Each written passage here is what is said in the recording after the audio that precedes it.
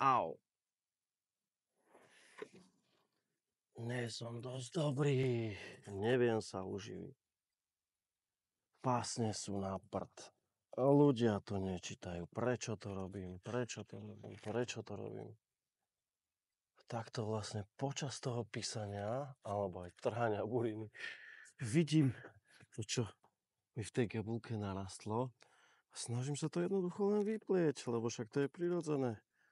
Tieto myšlienky nám budú raz stále, ale keď sa ja o svoju myseľ raz starám, potom na tom chodničku myšlienkovom mám čistejšie a krajší zážitok mám z toho. A lepšie sa mi potom kráča.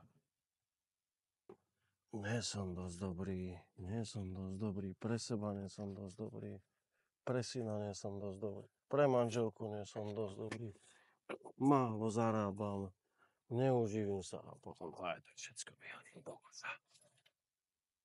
A niekde to znie.